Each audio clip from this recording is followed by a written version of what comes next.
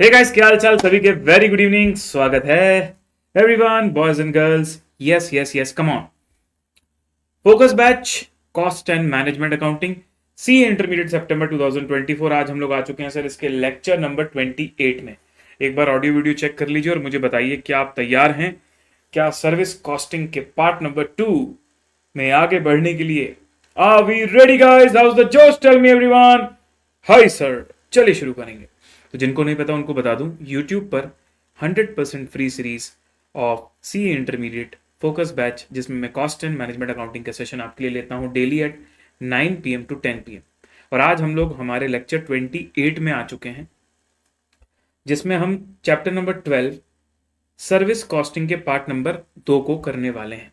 तो चलिए शुरू करेंगे। अच्छा, बहुत बढ़िया बात है, सजेस्टेड आंसर इशूड हो गए, बहुत अच्छी बात है। बट कोई बात नहीं, अब हमने तो ऑलमोस्ट सारे चैप्टर्स के सारे पीवाईक्यूज, मतलब लेटेस्ट पीवाईक्यू के सारे क्वेश्चन कर डाले हैं, तो ऑलरेडी हमारा सजेस्टेड आंसर बना हुआ है। बट हाँ, एक बार हम उसके आंसर्स वेरीफाई जरूर कर लेंगे आईसीआई के सजेस्टेड आंसर के साथ, ठीक है। तो मुझे आज आइडिया नहीं था, जनरली मैं एक दो दिन में चेक करता हूँ, बट आज मैंने चेक नहीं किया था। Thank you for the information bro. तो यस, गुड इवनिंग दिशा, मुस्कान, राम, जय, उल्लास, राकेश, ज्योति 1, ज्योति 2, तनीषा एंड शैव्या, पीयूष कुमार, समरीन, गुंजन यादव, सभी को बहुत स्वागत है। Yes, okay. रुशित आपका भी स्वागत है। चलिए, तो हमारा सर एक शेड्यूल बना था, जिस शेड्यूल के हिसाब से हमने सर्विस कॉस्टिंग को 11 से 13 अगस्त तक खत्म करना था। तो ये सारे चैप्टर हमारे हो चुके हैं। मटेरियल एम्प्लॉय, आपको इस चैनल पर फोकस बैच की प्लेलिस्ट भी मिल जाएगी, उसमें लेक्चर वाइज सारा डला हुआ है, ठीक है, पूरे के पूरे 28 लेक्चर। और तो पूरा batch free of cost YouTube पर सबके लिए डाल दिया गया है।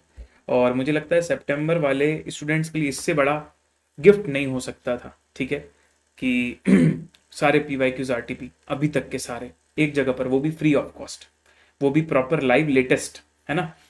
तो अब हम लोग जो है सर कल तक सर्विस कॉस्टिंग को खत्म कर देंगे, और उसके बाद बचे हुए 2-3 दिनों में हम लोग जेपीबीपी और यूनिट बैच और जॉब को भी खत्म कर देंगे, जो कि हमारे छोटे से नन्हे मुन्ने से चैप्टर्स हैं। और जैसा कि मैंने बताया सर, कोई भी चैप्टर शुरू करने से पहले अगर आपने उस चैप्टर का रिवीजन किया है, इट इज बेस्ट। नहीं किया तो रिवीजन करके ही सेशन को अटेंड करें। सर रिवीजन के लिए थोड़ा सा कहीं सपोर्ट मिल जाता, आप करवा देते। भाई मैंने बहुत ही डेप्थ में 1 शॉट रिवीजन किए हुए हैं, जिसकी प्लेलिस्ट वीडियो के डिस्क्रिप्शन पर है। आप जाकर उन प्लेलिस्ट की मदद से जो चैप्टर चाहे उसका 1 शॉट रिवीजन देख सकते हो। और जो मैं डेली बेसिस पर यहाँ लिखवा रहा हूँ, उसकी हैंड रिटन पीडीएफ भी आपको मिलेगी। टेलीग्राम पर भी डाल रहा हूँ, तो मेरा टेलीग्राम चैनल ज्वाइन कर लेना, या फिर गूगल ड्राइव की लिंक आपको डिस्क्रिप्शन पर मिलेगी। वहां पर एक फोल्डर है, वहां पर एक ट्रैकर है, ट्रैकर के अंदर डे वाइज कौन कौन से पीवाईक्यू आरटीपी हम कर रहे हैं, और उसका पीडीएफ डाउनलोड लिंक भी वहीं पर अवेलेबल है। अगर आपको मेरा कंटेंट, मेरा टीचिंग स्टाइल पसंद आया हो कॉस्टिंग पढ़ाने का, तो अपने जूनियर्स को जरूर मेरे बैचेस के बारे में रिकमेंड कीजिएगा, so that they can enrol from ultimateca.com। चलिए शुरू करेंगे, लेट्स गेट स्टार्टेड। मैं हूं तैयार, और अगर आप भी हैं तैयार तो जल्दी से विक्ट्री साइन दे दीजिए लाइव चैट में, so that we can start in the count of 5, 4, 3, 2 and 1। Here we go. तो कल सर सबसे पहले हम लोगों ने टोल वाला सवाल किया था, जिसमें सरकारी गाड़ियों को एग्जेम्पशन था, 24 घंटे में जो गाड़ी रिटर्न आती थी उसको डिस्काउंट मिलता था। ये अच्छे अच्छे पॉइंट्स इसके अंदर इन्वॉल्व थे सर। उसके बाद दूसरा सवाल आपने मेरे साथ किया था कोल माइन वाला। कोल, एक माइन से दूसरे माइन तक जो हम कोयला लोडिंग करके जा रहे थे, तो बड़ा यूनिक क्वेश्चन था, ये भी बहुत अच्छे से हम लोगों ने किया था। और उसके बाद सर फिर हम लोगों ने एक वैसा सवाल किया था जिसमें रनिंग कॉस्ट और फिक्स्ड कॉस्ट को अलग दिखाना कंपलसरी था, और छोटे छोटे बहुत सारे पॉइंट्स थे। बहुत हैवी तो नहीं बोलूंगा इस क्वेश्चन को, बट या it was something different. Cool. अब आ चुका हूं, जैसा कि हम हमारे कोई भी बड़े चैप्टर के सेकंड लेक्चर में करते हैं, लेटेस्ट क्वेश्चंस करते हैं, ठीक है। हाँ, सजेस्टेड आंसर आ गए होंगे, बट कोई बात नहीं, मुझे नहीं देखना, हम लोग अपना सजेस्टेड आंसर अभी बनाएंगे, ठीक है। आइए, तो क्वेश्चन नंबर 5 आया हुआ था सर पीवाईक्यू में 24 में। आप रीड करो, आप खुद ही समझ जाओगे, बहुत ईजी क्वेश्चन है। ABC transport company 8 buses run करती है 2 टाउन्स के बीच में, जो कि 40 किलोमीटर दूर है। सीटिंग कैपेसिटी दोनों बस की है 60 पैसेंजर्स, सॉरी सारी बसेस की 60 पैसेंजर, और एक्चुअली में लगभग 75% कैपेसिटी ऑक्यूपाइड रहती है। हर एक बस जो है 3 राउंड ट्रिप करती है एक दिन में, और 26 दिन चलती है महीने में। टोटल कॉस्ट इनकर्ड आपको दी है 1572,480, तो कॉस्ट पर पैसेंजर किलोमीटर आपको निकालना है, जो कि हम लोग सर विद इन 2 मिनट्स इसको कैलकुलेट कर लेंगे और we will get the right answer of our MCQ। तो आई थिंक जिन्होंने भी पेपर दिया था May 24 का, उनको ये वाला क्वेश्चन डेफिनेटली बन गया होगा, कोई प्रॉब्लम नहीं गई होगी। ठीक है, आइए। तो पैसेंजर किलोमीटर निकालने के लिए पहले मैं ना रनिंग किलोमीटर निकाल देता हूँ। तो मैं बोलूँगा एक ट्रिप में कितना किलोमीटर है सर? एक ट्रिप में 40 किलोमीटर है और एक राउंड ट्रिप में 80 किलोमीटर है, राइट। दो शहरों के बीच की जो दूरी है वो 40 किलोमीटर है और अगर राउंड ट्रिप होगी तो 80 किलोमीटर लगेगा। और ऐसा दिन में 3 राउंड ट्रिप्स हो रही थी, पर ये तो सर एक बस की हो रही थी और वो भी एक दिन में हो रही थी। ऐसे महीने में 26 दिन है, तो महीने भर में एक बस इतना किलोमीटर चलेगी और ऐसी मेरे पास 8 बसेस हैं। क्योंकि कॉस्ट मुझे फॉर द मंथ दिया हुआ है, कॉस्ट मुझे फॉर द मंथ दिया है, तो मुझे किलोमीटर भी फॉर द मंथ निकालना चाहिए। तो 80 kilometre into 3 round trip into 26 into 8 buses, तो 49920 किलोमीटर की रनिंग हो रही है 8 बसेस की मिलके। क्या मुझे बताएगा कोई कि एवरेज कितने पैसेंजर हम कैरी करके चल रहे हैं? सर 60 पैसेंजर्स हमारे पास हैं, टोटल 60 पैसेंजर्स हैं और उसमें से 75% ऑन एन एवरेज हम कैरी कर रहे हैं। तो सर 45 पैसेंजर्स कैरीड हैं, ठीक है। तो क्या आप बताएंगे what is the total passenger kilometre? 45 into 49920 which is 2246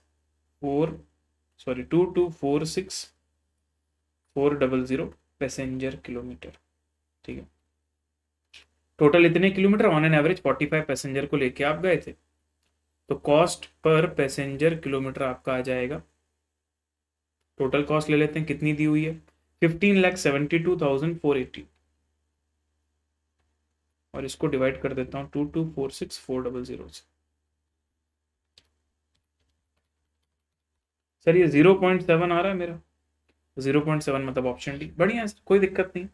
ओए बनना चाहिए सबसे संतोष ओपी है, इसमें मैं रिपीट भी नहीं कर सकता, सवाल ही नहीं उठता सर। चलो आगे। सर ये बढ़िया सवाल था, हालांकि बहुत इजी है, इसमें भी कोई दम की चीज़ नहीं है, अगर फ्रैंकली बोलूँ तो ये भी आसान ही है, ठीक। दिया है सर स्टार एयरलाइन, एयरलाइंस है मतलब ट्रांसपोर्ट का सवाल है, लेकिन बस का नहीं है सर, प्लेन का है। ओके, क्या बात है सक्षम भाई। स्टार एयरलाइन ऑपरेट करते हैं एक single aircraft of 180 seats capacity between city ND and GA, ठीक है। तो the average normal capacity, the average normal occupancy is estimated at 70% पर फ्लाइट।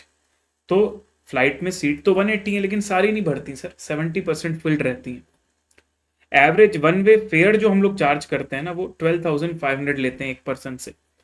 और cost of operation of the flight as collected by an expert analyst are below. Fuel की cost दी हुई है sir, जो कि वेरिएबल कॉस्ट है definitely, 2,28,000 पर फ्लाइट।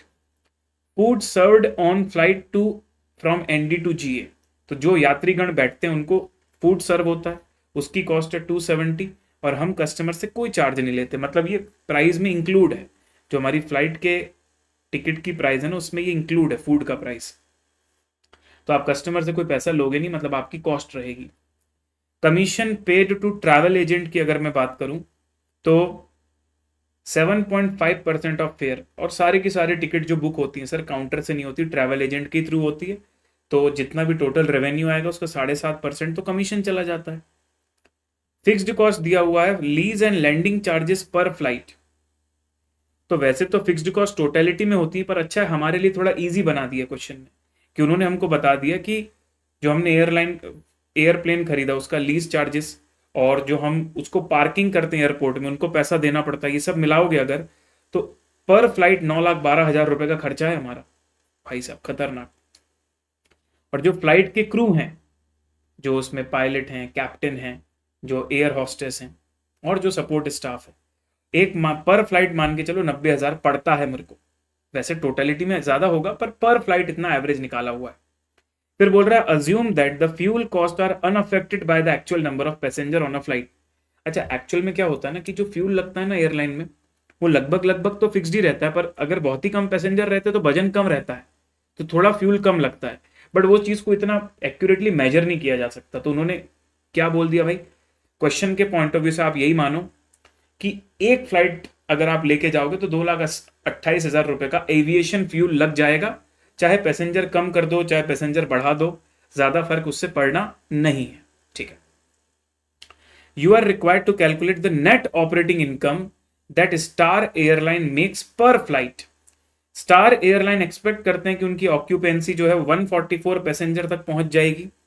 अगर फेयर का प्राइस रिड्यूस कर दोगे तुम 11,670, तो एडवाइस करिए कि क्या ये प्रपोजल इंप्लीमेंट होना चाहिए या नहीं।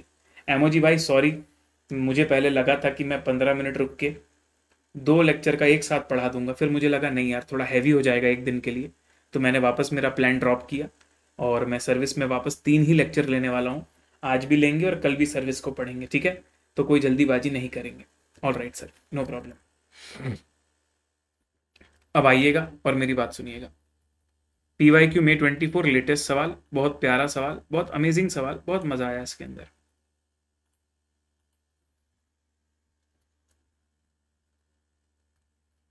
तो हमको सर पहले तो प्रॉफिट एंड लॉस निकालना है। ऑपरेटिंग इनकम मतलब क्या, प्रॉफिट एंड लॉस।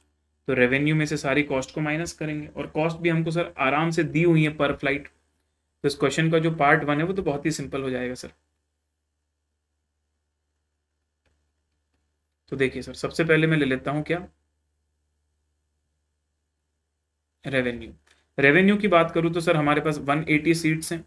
हाँ जी सर, उन सीट्स में से केवल 70% सीट्स ही हमारी ऑक्यूपाइड है, और 12,500 रुपीज़ हम पर पैसेंजर से लेते हैं। तो 180 इंटू 70% इंटू 12,500 मतलब रेवेन्यू आ जाएगा सर 15,75,000 रुपीज़ का एक फ्लाइट से। उसके बाद कॉस्ट की बात करूँ तो सर फ्यूल की कॉस्ट है। फ्यूल की कॉस्ट हमको सीधे पर फ्लाइट दी हुई है, तो कोई दिक्कत ही नहीं है, हमको ऑपरेटिंग इनकम भी पर फ्लाइट निकालना है। उसके बाद अगर मैं बात करूँ फूड सर्व्ड, अच्छा मुझे एक बात बताओ, जितने पैसेंजर रहेंगे उतने को तो फूड सर्व करोगे ना, कि खाली सीट में भी खाना रख के चले जाओगे, नहीं ना। तो जितनी बुकिंग्स आई होंगी उतना ही तो फूड सर्व होता है। तो इतने फूड पैकेट्स आए होंगे और एक फूड पैकेट 270 रुपये का आता है। तो फूड की कॉस्ट भी बता दो भाई कितना आएगा। फूड की कॉस्ट हो जाएगी 34,020। ना commission paid to travel agent, क्योंकि मेरे को सर सेल्स ऑलरेडी पता है इतने रुपए की और 7.5% ऑफ सेल्स बोल रहा है, तो निकाल दो भाई कितना कॉस्ट आ जाएगा मेरा कमीशन का। 15,75,000 into 7.5% which is 118125। After this sir अगर मैं फिक्स्ड कॉस्ट की बात करूं तो फिक्स्ड कॉस्ट में मेरे पास है लीज एंड लैंडिंग चार्जेस, वो भी क्लियरली गिवन है, कुछ कैलकुलेट ही नहीं करना। तो 9,12,000। और वही अगर मैं बात करूं सैलरीज ऑफ क्रू, जो हमारा एयरलाइन क्रू होता है उसकी सैलरीज की बात कर दी जाए तो 90,000 रुपीज़। तो यार मुझे नहीं लगता कि इसमें कोई भी दिक्कत आनी चाहिए किसी को भी। जल्दी से बता दो what is net operating income.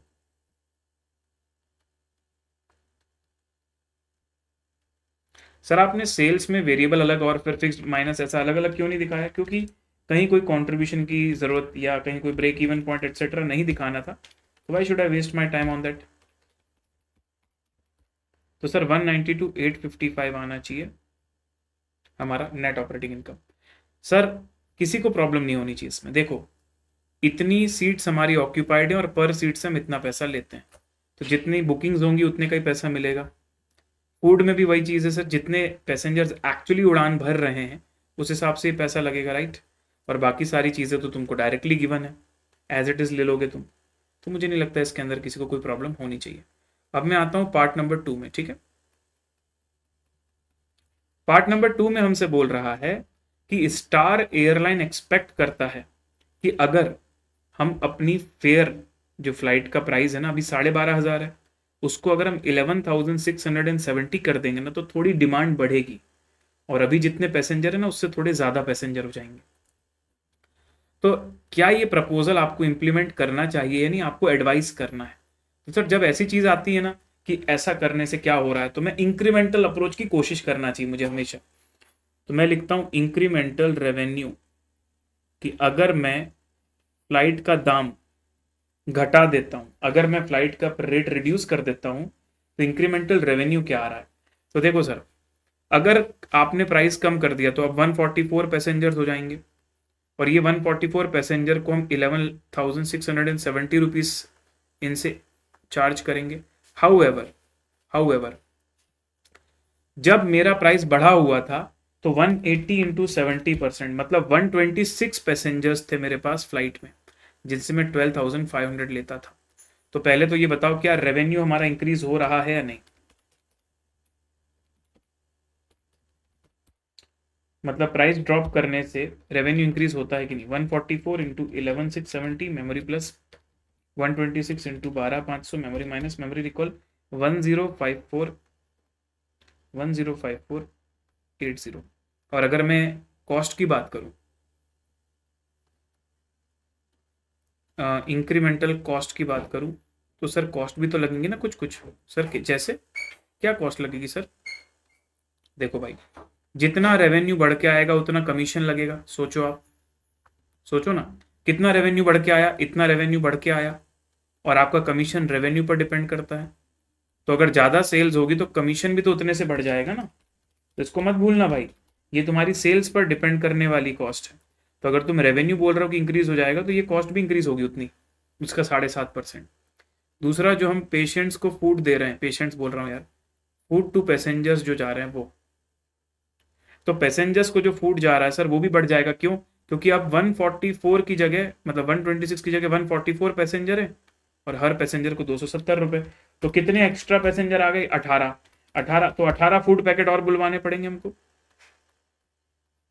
Yes sir, 18 food packet और बुलवाने पड़ेंगे। तो 105480 माइनस 7911 माइनस 4860, आंसर आता है 92709। तो ये मैं बोलूंगा सर इंक्रीमेंटल ऑपरेटिंग इनकम, या इंक्रीज इन ऑपरेटिंग इनकम लिख सकते हो आप। तो अगर मैं प्राइस थोड़ा कम कर दूं और उसकी वजह से डिमांड बढ़ जाए, तो ओवरऑल मुझे इतने रुपए का फायदा होगा। तो सर कंक्लूजन ये निकलता है कि proposal should be implemented. Proposal को यस कर दो, अंग्रेजी पूरी नहीं लिख रहा हूं मैं। Proposal should be implemented as it will increase our operating income by 92,709 rupees. अब मुझे पता नहीं सजेस्टेड आंसर में क्या दिया, आप लोग चेक कर लेना, पर मेरे कैलकुलेशन के हिसाब से तो यही आना चाहिए।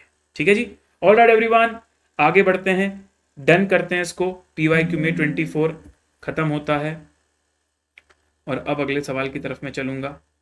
संतोष ओपी कर दीजिए, उम्मीद करता हूं आपको समझ में आया होगा। यस एवरीवन, ठीक है, ओके।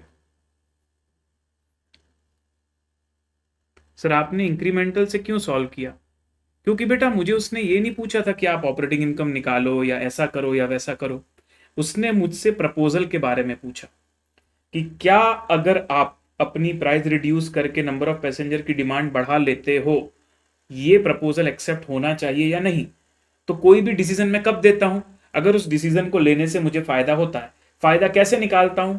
सर अगर मैंने ये किया तो उससे एक्स्ट्रा रेवेन्यू क्या आ रहा है, अगर मैंने ये किया तो एक्स्ट्रा कॉस्ट क्या आ रही है। अगर नेट नेट मेरा फायदा हो रहा है तो मैं एक्सेप्ट करूंगा, वरना रिजेक्ट कर दूंगा। It is as simple as that. तो ये मेरा तरीका है इस चीज को करने का, और आई थिंक यही शॉर्टेस्ट तरीका होता है, और ये ज्यादा बेनिफिशियल तरीका होता है हमारे लिए from exam point of view. ठीक है, तो यहां पर मैं इसको कर दे रहा हूं डन। अब आ रहा हूं RTP सितंबर 2024। आइए मेरे साथ क्वेश्चन को रीड करिए, अच्छा सवाल है। तो सितंबर लेटेस्ट RTP जो सितंबर में आई है, बोल रहा है होटल में 200 रूम्स हैं, जिसमें 120 रूम्स डीलक्स वाले हैं और 80 रूम्स हमारे प्रीमियम वाले हैं। ठीक है sir. The normal occupancy in the summer is 80% and winter is 60%. The period of summer and winter is taken as 8 months and 4 months. Assume that 30 days in each month. Room rent of the premium room will be double of the deluxe room. देखो जय तेली, मैंने ये बोला मैं incremental approach use कर रहा हूं। अगर तुम्हें वापस से पूरा PNL बनाना है as per the revised sales, कोई तकलीफ नहीं है। उससे भी तुम करोगे तो तुमको 2 ऑपरेटिंग इनकम मिलेगी, फिर तुम कंपेयर करोगे और बोलोगे देखो मेरी ऑपरेटिंग इनकम इतने से बढ़ गई। तो वो क्यों गलत हो सकता है? डेफिनेटली सही होगा। तो मैंने जैसा किया वो भी डेफिनेटली सही है, तुम जो बोल रहे हो वो भी डेफिनेटली सही होगा। ये पूछने की कोई बात ही नहीं है भाई, ये कोई क्वेश्चन बनता ही नहीं। ये तो सीधी बात है ना, दोनों अप्रोच बिल्कुल चलती है, करते हुए आ रहे हैं हम लोग मार्जिनल के अंदर भी उसको। ठीक है, तो दो टाइप के रूम है, प्रीमियम और डीलक्स, तो फिर इक्विवेलेंट का कॉन्सेप्ट भी लगेगा। होटल एक्सपेक्ट कर रहा है 20% प्रॉफिट ऑन सेल्स, और टोटल कॉस्ट हमको सीधे दी हुई है। आपको रूम रेंट बताना to be chargeable to premium room, कि सर प्रीमियम रूम को कितना रेंट चार्ज होगा प्रीमियम रूम को। तो मैं एक काम करूंगा sir, what I will do is, मैं जो यहाँ पर नंबर ऑफ यूनिट्स निकालूंगा ना, वो प्रीमियम रूम वाले निकालूंगा, डीलक्स वाले नहीं निकालूंगा, ताकि मेरे को सीधे आंसर ही मिल जाए। पहले मैं डीलक्स का निकालूं, फिर डीलक्स का प्राइस निकालूं, और उसके बाद वो निकालूं, इससे बेटर मैं सीधे प्रीमियम रूम के इक्विवेलेंट नंबर ऑफ डेज निकालूंगा। तो आइए सबसे पहले हम लोग निकालते हैं sir number of equivalent room days. अब प्रेजेंटेशन की तो कोई बात नहीं, क्योंकि एमसीक्यू वाला सवाल है, ठीक है। तो मैं यहां लिखता हूं, देखो मैं लिखता हूं पहले डीलक्स। डीलक्स में क्या हो रहा है ध्यान से देखना, मैं फॉर्मेट इसलिए नहीं बना रहा हूं क्योंकि एमसीक्यू है। तो हमारे पास डीलक्स है, डीलक्स के कितने रूम है सर, 120 रूम है।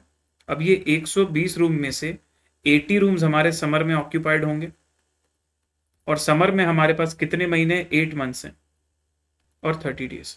तो ये हो गया मेरा समर वाला रूम डेज, किसका, डीलक्स का। ये डीलक्स का समर वाला रूम डेज हो।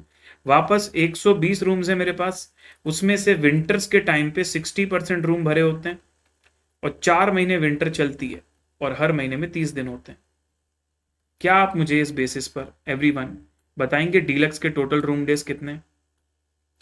मैं काहे को टेबल बनाऊं, कितने दिन है, कितने रूम है, कितने परसेंटेज है? अरे सीधे कैलकुलेट करो ना भाई, इट इज एन एमसीक्यू। बहुत ज्यादा अच्छा प्रेजेंटेशन की कोशिश ना करें।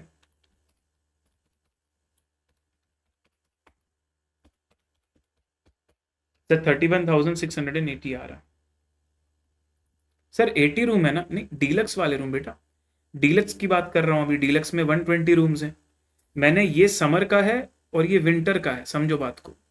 ये समर है, ये विंटर है, और ये टोटल है ईयर का। ये पहला पार्ट समर का है, दूसरा पार्ट विंटर का, टोटल का है। मैंने अभी प्रीमियम रूम की बात कहां करी है भाई, कंफ्यूज मत हो। अब प्रीमियम रूम का लिखूंगा मैं, ठीक है। अब प्रीमियम रूम का लिखूंगा। प्रीमियम में 80 रूम्स हैं, उसमें से 80% रूम भरे हुए हैं, समर में 8 महीने होते हैं और 30 दिन। लेकिन जब विंटर आता है तो ऑफ सीजन आ जाता है, तो यही 80 रूम्स में से केवल 60% रूम भरे होते हैं, और विंटर चलता है 4 महीने और 30 डेज। तो ऑक्यूपेंसी तो सबके लिए बराबर है ना भाई, समर के लिए दोनों की सेम है और विंटर के लिए भी दोनों की सेम है। तो बताइए भाई प्रीमियम का नंबर ऑफ रूम डेज कितना हो जाएगा, 80 into 80% into 8 month into 30 days, 80 into 60% into 4 month into 30 days, and plus memory recall 21,120। अब क्योंकि सर जैसा कि मैंने बोला कि मुझे प्रीमियम का रेट निकालना है सीधे, तो मैं निकालूंगा इक्विवेलेंट प्रीमियम रूम डेज। और उसके लिए मैं क्या करूंगा, सुनना, बहुत बढ़िया चीज बता रहा हूं आपको।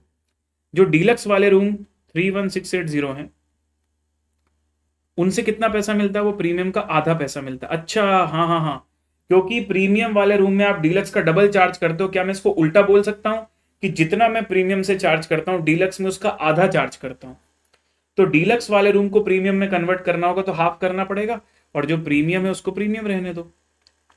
तो बताओ number of equivalent premium room days कितने हो जाएंगे? तो ये हो जाएगा सर हमारे पास 31680 डिवाइडेड बाय 2 प्लस 21120, तो ये आ जाएगा 36,960 रूम डेज। कौन से वाले, प्रीमियम वाले।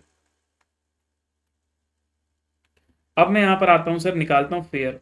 अब फेयर कैसे निकलेगा, देखो, फेयर मतलब रेंट। तो सर हमको टोटल कॉस्ट दिए क्वेश्चन में 2,66,11,200, 2,66,11,200, और हमको दिया हुआ है कि 20% ऑन रेवेन्यू, 20% ऑन रेवेन्यू, ये हमको निकालना। तो ये हमारी कॉस्ट है, तो इसको 80% से डिवाइड करता हूं मैं, क्योंकि अगर सेल 100 रुपए है, 20% मेरा प्रॉफिट है, तो ये 80, ये जो कॉस्ट है ये 80% ऑफ टेकिंग्स के बराबर है। और इसको मैं डिवाइड कर देता हूं 36960 से। तो बताइए प्रीमियम वाला रूम डे क्या आ जाएगा, उसका क्या प्राइस आ जाएगा?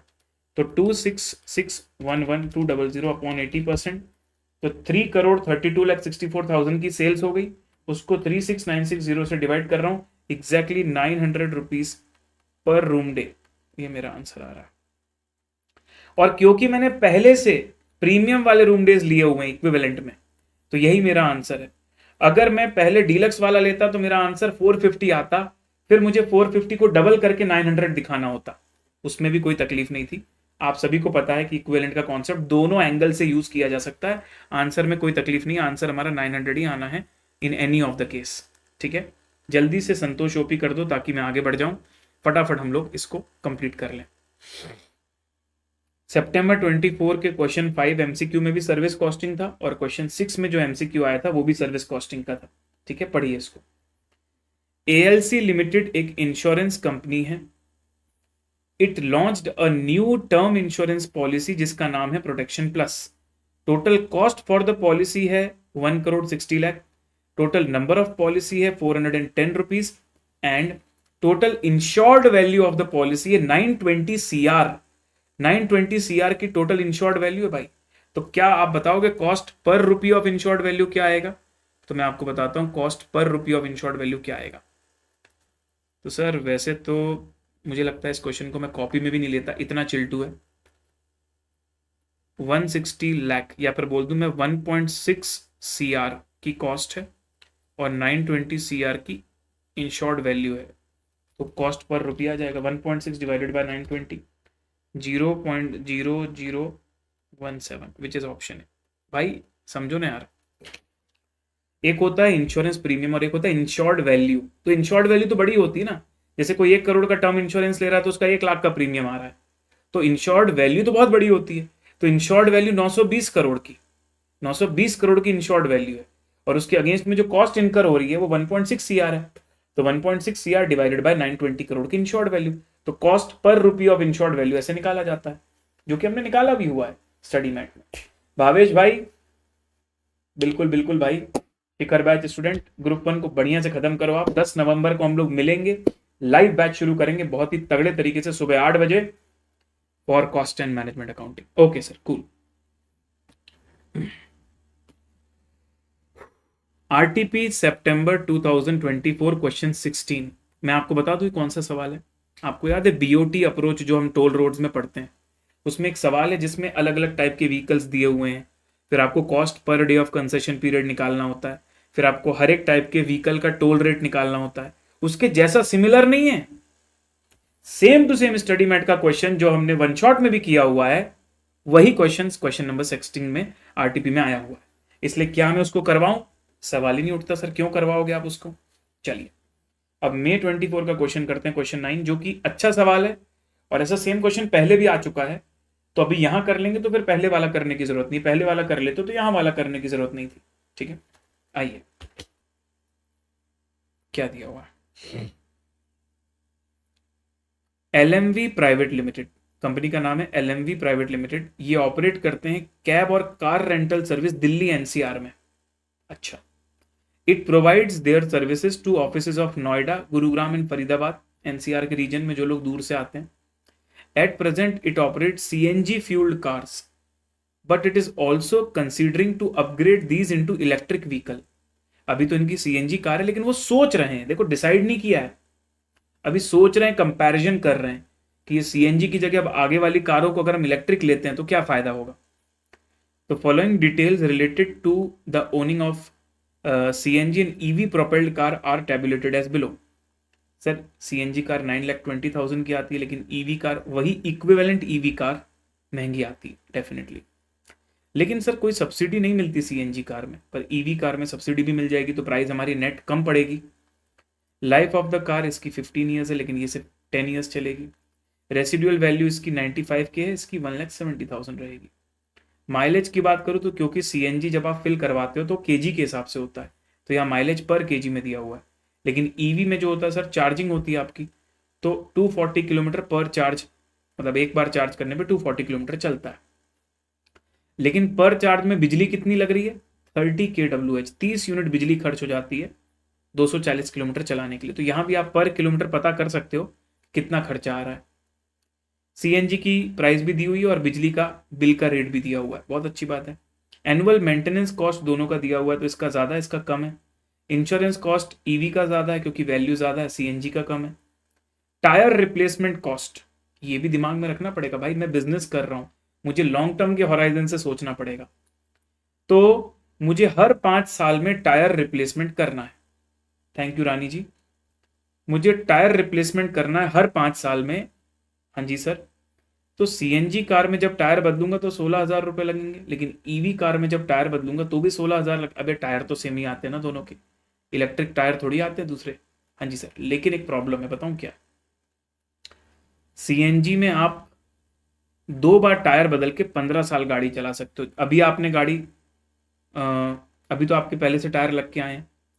5 साल बाद आप 6वें साल में एक बार टायर बदलोगे और 5 साल गाड़ी चलेगी, फिर एक बार और टायर बदलोगे, ठीक है, तो 15 साल तक गाड़ी चल जाएगी। तो 2 बार टायर बदलने में आपके पास 15 साल तक गाड़ी चल जाएगी। और वही अगर ईवी में बोलूं तो 10 ईयर्स ही उसकी लाइफ है, तो एक ही बार टायर बदलूंगा मैं, बार बार थोड़ी टायर बदलूंगा। ठीक है सर। नाउ बैटरी रिप्लेसमेंट की बात करूं तो सर यहां पर बहुत भारी डिफरेंस है। भाई सीएनजी में क्या, सिंपल सी बैटरी लगती 10-12 हजार रुपए वाली, और उससे तो केवल क्या लाइट वाइट जलती है, वो जब स्टार्टिंग में तुमको सेल्फ चालू करना है उसमें यूज होती बैटरी, बाकी तो सीएनजी से चलता है। तो 8 साल में यहाँ बैटरी बदलेगी तो एक बार तुम बैटरी बदलोगे, 15 साल तक तुम्हारी काम चल जाएगा। लेकिन ईवी कार में 8 साल बाद जब हम बैटरी बदलेंगे तो फिर 2 ही साल तो चलनी है बैटरी, फिर तो 10 साल में खत्म हो जाएगी लाइफ कार की। तो थोड़ा प्रपोजिशन अच्छा नहीं है हमारे लिए। और बैटरी की कॉस्ट तो देखो, ओ भाई साहब, इससे अच्छा तो मैं कार 8 साल में बेचना दूं वापस। बैटरी कौन बदलने जाएगा? 5.5 लाख रुपए की बैटरी आती है। अरे बैटरी ही तो सब कुछ होता है इलेक्ट्रिक व्हीकल में। हाँ जी sir. Apart from the above, following are the additional information. Sir, average distance covered by a car in 1 month, driver salary 20,000 per month, garage rent 4,500। अब ये 4 कॉस्ट को देख के मुझे बताना, ये ऐसे क्यों दिए हुए हैं एक साथ? ये एक साथ ऐसे क्यों दिए हुए हैं? सर ये एक साथ इसलिए दिए हुए हैं क्योंकि ये कॉस्ट डिपेंड नहीं करती सीएनजी है या ईवी। भाई कार कितने किलोमीटर चल रही हो तो चल रही है, ड्राइवर की सैलरी तो ड्राइवर है, गैरेज का रेंट वो तो लगेगा ही, चाहे इलेक्ट्रिक हो चाहे सीएनजी हो। एडमिन और ऑफिस के जो खर्चे, हमारी एजेंसी है ना, हम बिजनेस कर रहे हैं कार किराए पे देने का, तो हमारा ऑफिस ऑफिस सब कुछ होगा, स्टाफ होगा, उसका जो खर्चा है वो भी सेम रहेगा। Now you have been approach by the management of LMV. LMV limited का मैनेजमेंट तुम्हारे पास आया क्योंकि तुम्हारी बातों को वो मानेगा, तुम एक प्रोफेशनल हो, तुमसे बोल रहा है आप दोनों ऑप्शंस को कंपेयर करके बताइए हमको क्या करना चाहिए।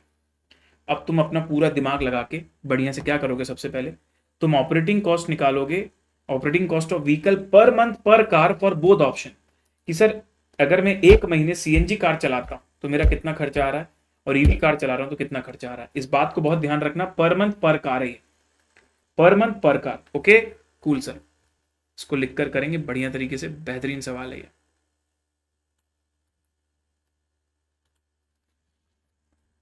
ऐसा एक हमारे पास स्टडी मैट में भी सवाल है ना, जिसमें अलग अलग टाइप के ऑप्शन होते हैं कि खुद की कार ले लें या एम्प्लॉय से बोले कि तुम्हारी कार ले आओ, रिम्बर्समेंट दे देंगे, या तो फिर किराए पे कार ले लें। उसके जैसा सिमिलर है, लेकिन काफ़ी अच्छे अच्छे पॉइंट्स इसके अंदर छुपे हुए हैं, इसलिए करना ज़रूरी है सर। तो मैं यहाँ निकालता हूँ sir, calculation of cost per month पर कार, और एक ही साथ करेंगे डेफिनेटली सवाल ही नहीं उठता सर, पर्टिकुलर्स।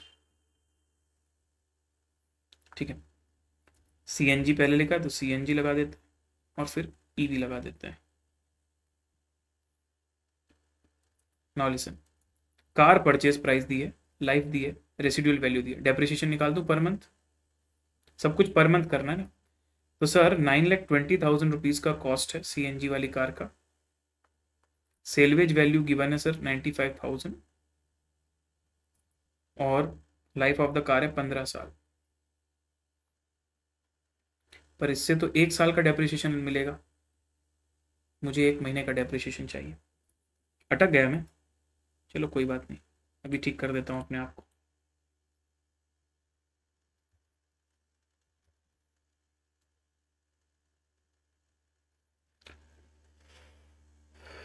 देखा जो तुझे यार दिल में बजी गिटार, छलका आंखों से प्यार दिल में बजी गिटार, छा रहा कैसा ये नशा रे, आ रहा जीने का मजा रे, अरे रे मैं तो गया रे, दिल भी गया रे। चलो, तो 15,20,000 रुपए ये इलेक्ट्रिक व्हीकल की बात है, उसकी सेलवेज वैल्यू है 1,70,000। ये कहानी है 10 साल की केवल, तो एक महीने का डेप्रिसिएशन कितना आएगा, दोनों का कैलकुलेट कर लीजिए। 9,20,000 माइनस 9, ओ एक मिनट एक मिनट एक मिनट, क्या आप सब्सिडी माइनस नहीं करोगे सर? माइनस करेंगे ना सब्सिडी, रुक जाओ, तो 2 लाइन में कैलकुलेट करते हैं इसको, कोई प्रॉब्लम नहीं, सब्सिडी भी माइनस करेंगे। तो 15,20,000 की तुम्हारी कॉस्ट पड़ी नहीं ना भाई, तुमको 1.5 लाख रुपए की तो गवर्नमेंट ने सब्सिडी दे दी, तो नेट कॉस्ट उतनी मानो जितनी तुम्हें लगी है, और फिर 1,70,000 की रेसिडुअल वैल्यू माइनस करो, फिर 10 साल से डिवाइड करो, फिर 1/12 कर दो, ताकि तुम्हें पता चल जाए एक महीने का कितना।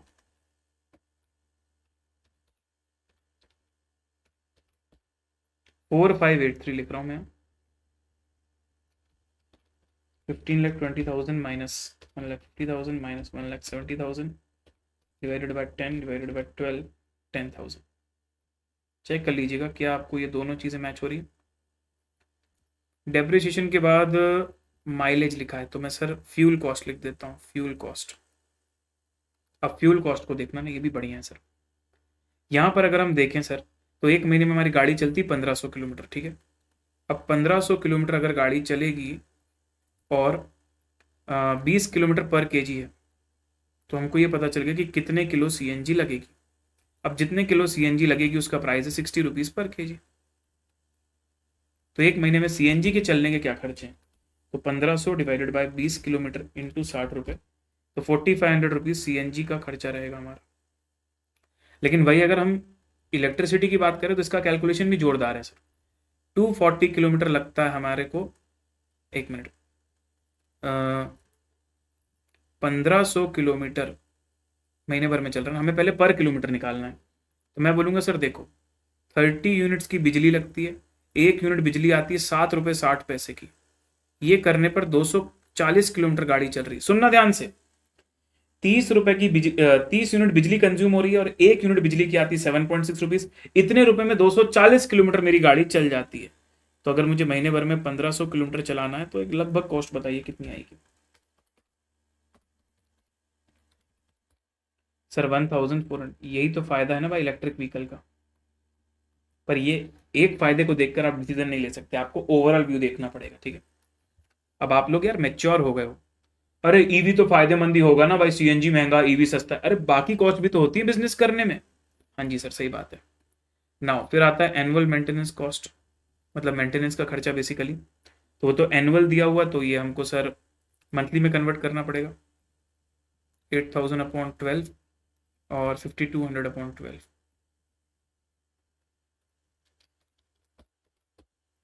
तो ये हो जाएगा 667, ये हो जाएगा 430। इंश्योरेंस, इसको एमसी से बेटर मुझे सिर्फ मेंटेनेंस लिखना चाहिए। तो इंश्योरेंस की कॉस्ट होगी 7,600 rupees divided by 12, 14,600 divided by 12, 633, 1217, ठीक है।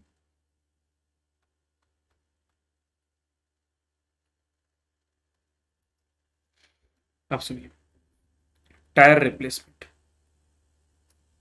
अब टायर के बारे में सोचते हैं सर, टायर हमें कितनी बार लगने वाला है हमारी पूरी लाइफ में।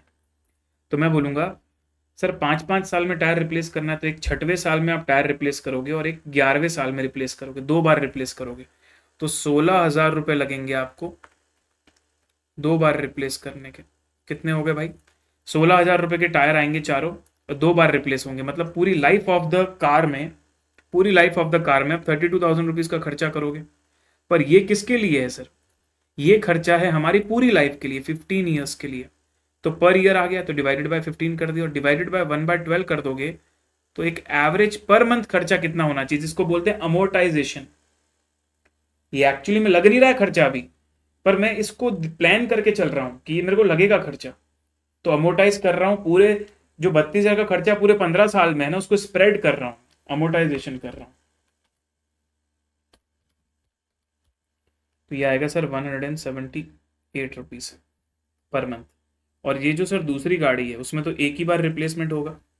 सोचो ना, यहाँ तो 10 साल में तो आपको लाइफ ही कार की खत्म हो जाएगी, तो आपने 6वें साल में जब रिप्लेस किया फिर 11वां तो साल है ही नहीं जो रिप्लेसमेंट करोगे।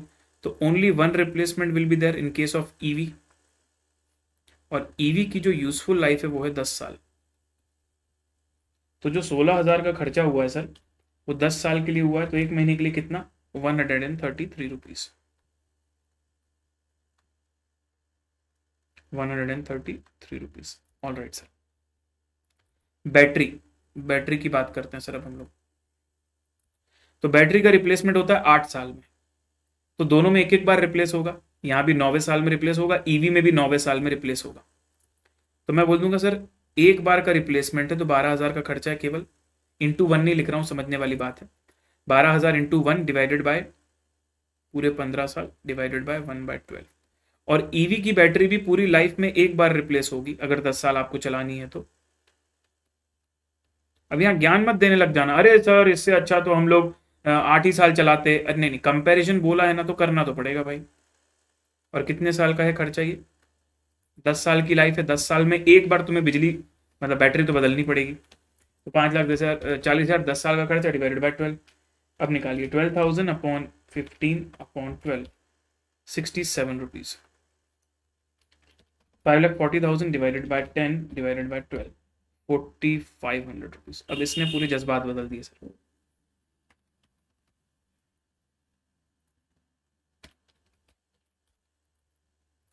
कुछ गड़बड़ कर दिया क्या हमने?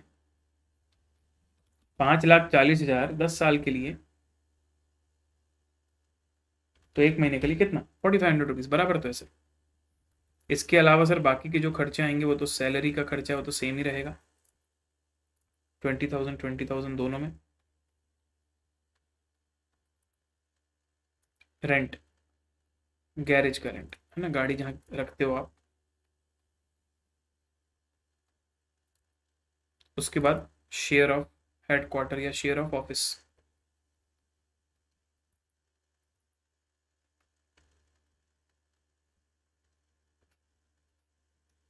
निकालते हैं ऑपरेटिंग कॉस्ट दोनों कार की। 4,583 plus 4,500 plus 667 plus 633 plus 178 plus 67 plus 20,000 plus 4,500 plus 1,500, 36628। ये आ रहा है CNG का ऑपरेटिंग कॉस्ट एक महीने का। ईवी का निकालता हूँ, 10,000 1,425 plus 433 plus 1,217 plus 133 plus 4,500 plus 20,000 plus 4,500 plus 1,500 which is 43,708।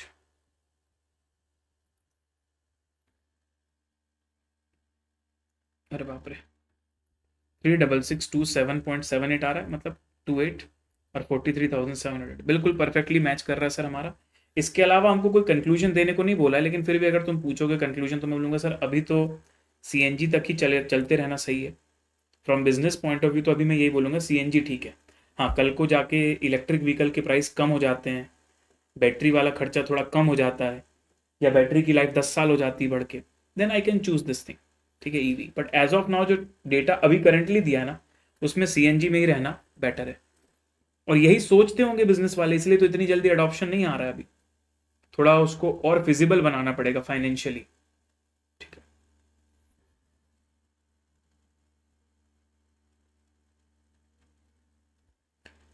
कौन सी कॉस्ट की बात कर रही हो बेटा? नहीं नहीं नहीं नहीं, तुम गलत सोच रही हो ना, तुम गलत सोच रही हो। देखो अभी जब हम कार खरीदते हैं ना तब टायर का खर्चा नहीं लगता, वो कार की कॉस्ट में इंक्लूड रहता है। जब बाद में 5 साल खत्म होने के बाद 6th ईयर आएगा ना तनीषा, तब एक बार टायर का खर्चा लगेगा, और 11th ईयर आएगा तब टायर का खर्चा लगेगा। तो 2 ही बार टायर का खर्चा लगेगा, एक 6th ईयर में और एक 11th ईयर में, एक 6th ईयर में और एक 11th ईयर में। और अगर मैं बात करूं इलेक्ट्रिक व्हीकल की तो उसका 6th ईयर में आएगा, लेकिन उसमें 11th ईयर तो है ही नहीं। जब उसमें 11th ईयर है ही नहीं तो एक ही बार आएगा, ठीक है। और बैटरी का तो तुमने समझ लिया कि बैटरी में तो दोनों में 9th ईयर में आएगा, चाहे CNG हो चाहे EV हो। उसके बाद 9th के बाद 17th ईयर तो दोनों में नहीं है, तो कोई सवाल ही नहीं उठता, ठीक है। चल हाँ, 1 टाइम का कार की कॉस्ट में इंक्लूड रहता है। तब टायर का अलग से पैसा नहीं देना पड़ता, ठीक है। चलो भाई, तो ये वाला क्वेश्चन भी हमारा होता है खत्म। अब आता हूं मैं एक और अगले सवाल में, ये इजी क्वेश्चन है और इसको हम फटाफट कर पाएंगे। बैच खत्म हो जाएगा भाई, 2-3 दिन में खत्म हो जाएगा। अब तो आखिरी चैप्टर्स बचे हैं, वो भी एकदम छोटे से चैप्टर्स बचे हुए हैं, जेपीबीपी, यूनिट, बैच और जॉब। तो कल सर्विस का आखिरी लेक्चर होगा। कल कौन सी तारीख है? 13। टारगेट करते हैं फ्रीडम इंडिपेंडेंस डे के दिन फ्रीडम लेने का, ठीक है, इस बैच से। चलो आइए पढ़ते हैं इसको।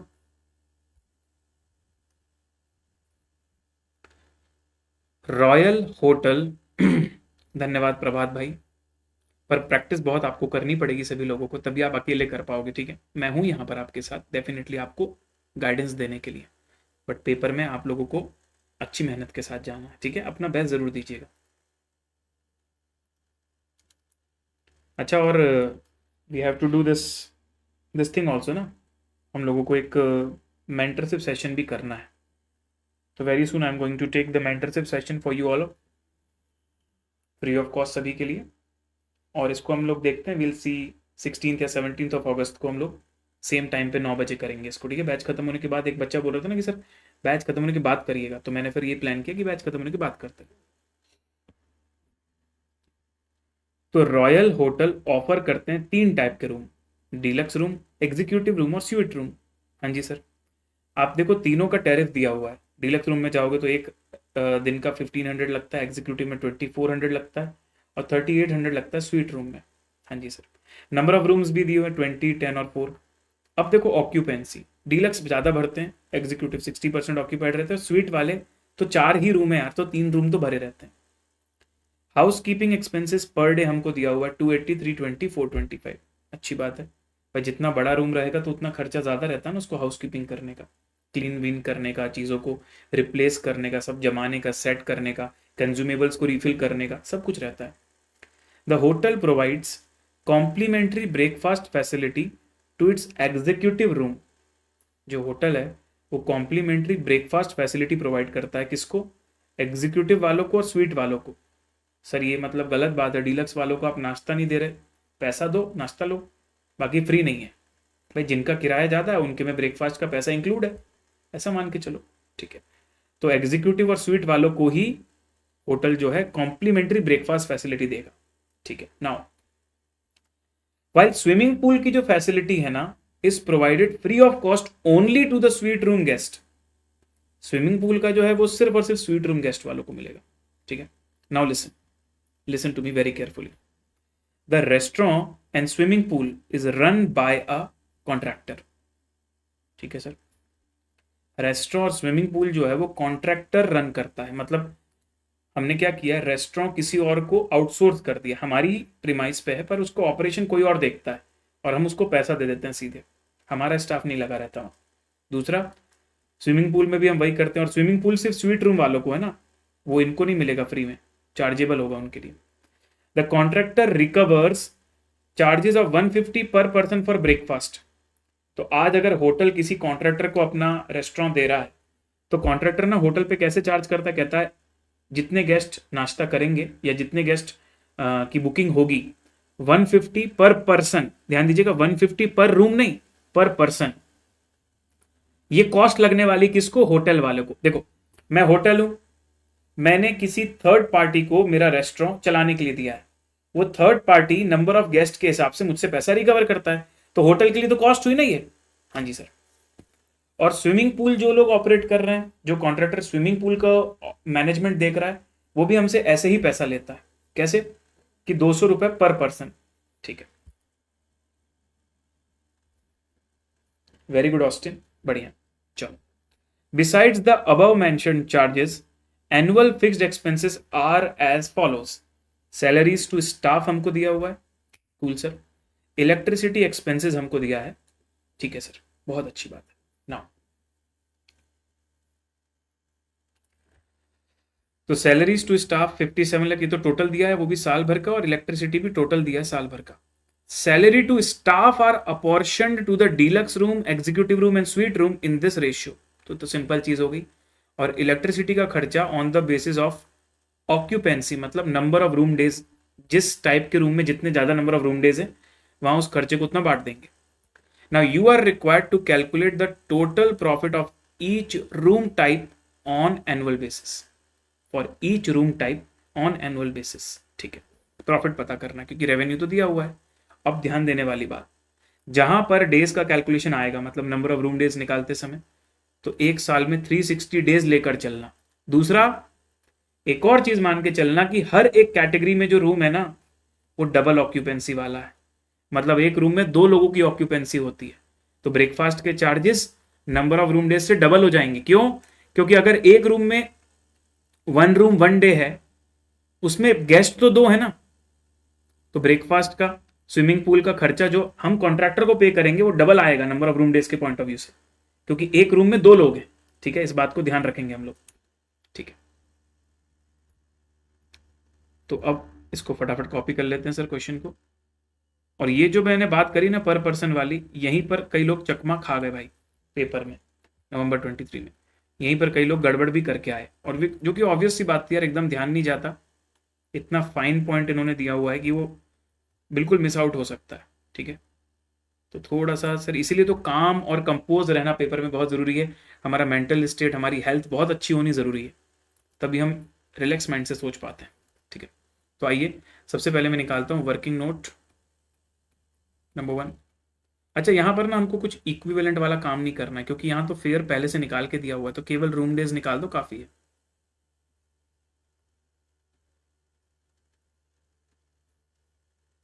तो 3 टाइप है सर, डीलक्स, एग्जेक और स्वीट. नंबर ऑफ रूम और ऑक्यूपेंसी दी हुई है, तो सर ये हो जाएगा 20 इंटू 80%, विच इज, एक मिनट, 20 मतलब इतने रूम्स भरे हैं कितने दिन के लिए? 360 दिन के लिए. रूम डेज बता दो. हाँ जैन साहब, उसमें भी पर पर्सन लिखा है, क्वेश्चन को पढ़ो ना अच्छे से. पर पर्सन, स्विमिंग पूल का भी पर पर्सन के हिसाब से पैसा लेगा वो. और थोड़ा रुक जाओ, करवाऊंगा ना भाई, टेंशन क्यों ले रहे हो? तो सब कुछ अभी पूछ लेना जरूरी थोड़ी है. तुम तो ऐसे सोच रहे जैसे मैं भाग जाऊंगा अभी. अरे करवाऊंगा, लिख के करवा रहा हूँ पूरा क्वेश्चन, फिर काय को टेंशन ले रहे हो? पेशेंस रख लो.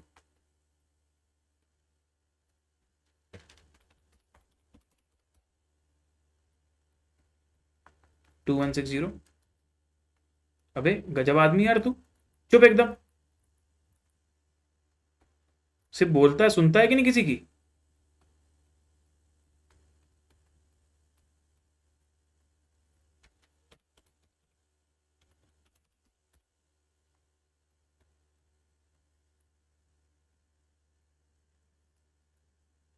ठीक है चलो, 2160 रूम डेज, 1080 रूम डेज, ये निकल गया. रूम डेज तो बड़ा सिंपल है. हाँ सर, रूम डेज का कैलकुलेशन बड़ा सिंपल है. अब हम सीधे बनाएंगे प्रॉफिट स्टेटमेंट.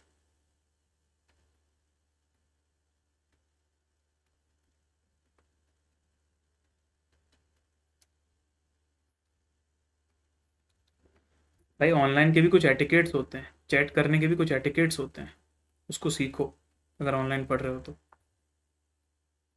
Executive, sweet. पर क्योंकि ना अपॉर्शनमेंट्स भी करने हैं, तो टोटल का कॉलम भी बना सकते हैं, बना ही लेते हैं. चलो,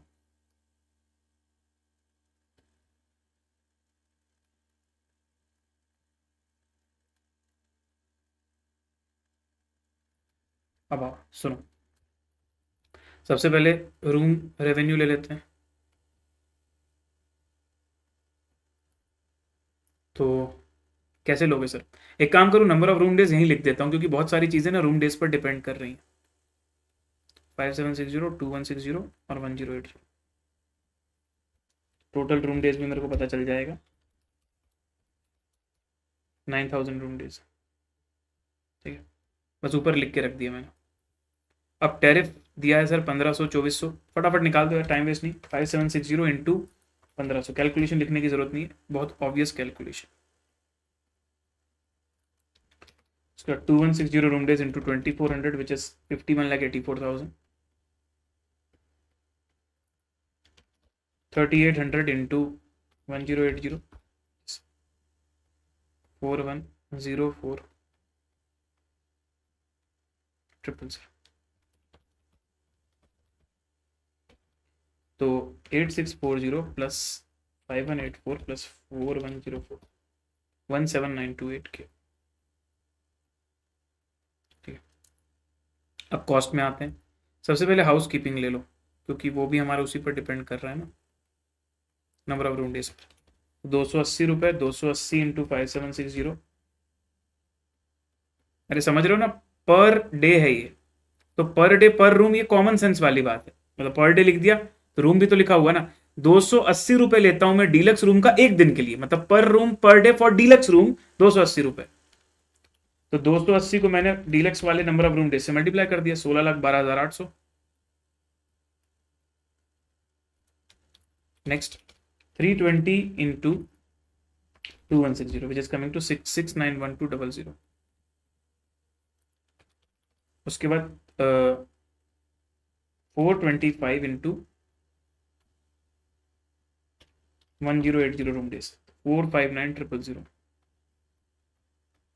ये हाउस कीपिंग का हो गया। हाउस कीपिंग रेवेन्यू हो गया, हाउस कीपिंग हो गया। इसके बाद मैं ले लेता हूँ किसका, ब्रेकफास्ट का खर्चा ले लेता हूँ। चलो, तो ब्रेकफास्ट हमको दिया है सर 150 रुपीज पर पर्सन, तो मैं लिख देता हूँ 150 रुपीज इंटू 2 विच इज 300 पर room day, which is logical. सोच के देखो एक बार सर, आप एक बंदे से 150 रुपये चार्ज करोगे, मतलब जो कॉन्ट्रैक्टर है वो होटल से एक बंदे का 150 रुपये चार्ज करेगा, तो एक रूम में दो बंदे हैं तो एक रूम का 300 रुपये चार्ज करेगा। कूल है सर, नो प्रॉब्लम। उसमें भी डीलक्स में कुछ नहीं आएगा, क्योंकि डीलक्स वालों को फ्री में देते ही नहीं है। एग्जीक्यूटिव में आएगा 2160 इंटू 300 मतलब 6,48,000। और स्वीट वाले का आएगा 3,24,000, है ना। अब अगर मैं स्विमिंग पूल की बात करूं, एक बात बताओ, क्या स्विमिंग पूल आप कॉम्प्लीमेंट्री दे रहे हो डीलक्स को? नहीं। क्या एग्जीक्यूटिव को कॉम्प्लीमेंट्री दे रहे हो? नहीं सर। स्विमिंग पूल आप केवल स्वीट वाले को दे रहे हो, वो भी 200 रुपये पर पर्सन। तो यहां पर भी मैं लिखूंगा, अगर 200 रुपये आप पर पर्सन दे रहे हो तो एक रूम में तो दो बंदे आते हैं, तो 400 रुपये पर रूम डे के हिसाब से लगेगा। 1080 इंटू 400 4,32,000 आएगा मेरा ये वाला एक्सपेंस स्विमिंग पूल का। ये हमारे वेरिएबल खर्चे हो गए सारे। अब सैलरीज हमको दिए 57,60,000 की। इसको हमको बांटना है 25:35:40। चलो दनादन बांटो भाई। 25, 35, 40 मतलब 100, तो 576 डिवाइडेड बाय 100 इंटू 25, तो 14,40,000 upon 25 into 35 20,16,000 upon 35 into 40 which is 23,04,000। ये है हमारा सैलरीज। सैलरीज के बाद इलेक्ट्रिसिटी की अगर बात करूं तो ऑक्यूपेंसी के हिसाब से बोल रहा है, तो इलेक्ट्रिसिटी का खर्चा है कितना? 24 लाख। तो ऑक्यूपेंसी कैसे निकालोगे? दिया है ना सर, 9,000 रूम डेज हैं टोटल, तो 24 लाख डिवाइडेड बाय 9,000 इंटू 5760, तो आ जाएगा 15,36,000। जिस कैटेगरी में जितने ज़्यादा रूम डेज ऑक्यूपाइड हैं अकॉर्डिंगली बिजली का खर्चा लगा देंगे। ये आ रहा है 5,76,000 और ये आ रहा है 2,88,000। टोटल चेक कर लियो एक बार, 24 लाख। ठीक है। Any other cost left? I don't think so, all the cost are taken. Now profit can be calculated. बस यही बात समझानी थी भाई। स्विमिंग पूल और रेस्टोरेंट वाला जो ब्रेकफास्ट वाला जो खेल था वो थोड़ा सा कंफ्यूजिंग था, इसमें थोड़ा सा उलझ सकते थे, तो अच्छा पॉइंट कहलाया है सच। और देखो भाई अगले वाले का प्रॉफिट कितना आ रहा।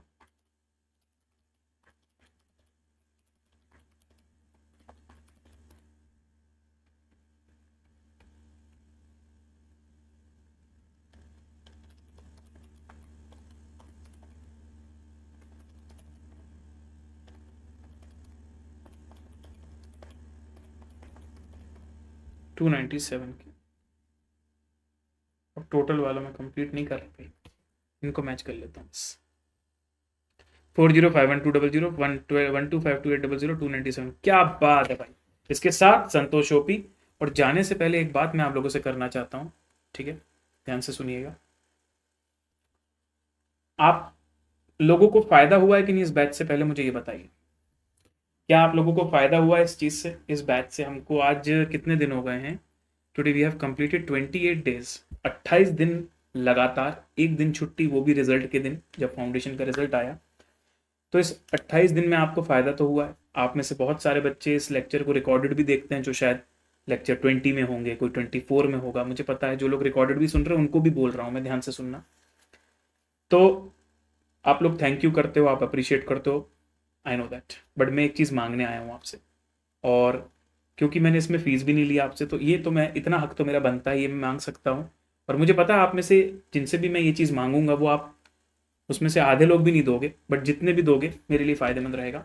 तो I just want one thing, this is my Telegram number, ठीक है। आप अपना फीडबैक एक स्मॉल वीडियो बना के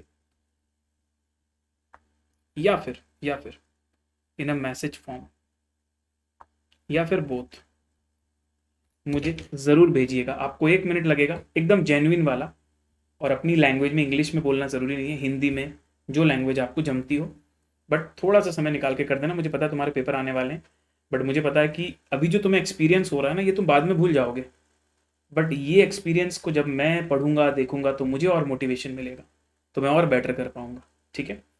तुम्हारे लिए इतना मैटर नहीं करेगा ये, क्योंकि तुम फिर आगे निकल जाओगे, फाइनल में चले जाओगे, भूल भी जाओगे मुझे, उसमें कोई दिक्कत नहीं है, and that is completely okay, ठीक है। बट मेरी वजह से तुमको जो एक्सपीरियंस हुआ, मैं वो actually I want to know it how you feel. तो बेटर तो यही होगा कि तुम वीडियो बना के भेजो या ऑडियो क्लिप बना के भेजो मैसेज के साथ, so that I can at least listen to your voice और मे बी सी यू, है ना जी। चलिए, thank you. So good night guys, take care, see you all. और हो सके तो ज़रूर भेजिएगा। That's all for today. कल मिलते हैं, सर्विस कॉस्टिंग को करेंगे ख़त्म। और अब थोड़े से ही क्वेश्चन आरटीपी के हमारे बचे हुए हैं 3-4 सर्विस कॉस्टिंग में, जो कि आराम से कल हम खत्म कर पाएंगे। परसों से हम छोटे से चैप्टर जो हमारे बचे हुए हैं उनको फटाफट खत्म करने का ट्राई करेंगे। Alright guys, take care, bye bye, good night and see you tomorrow.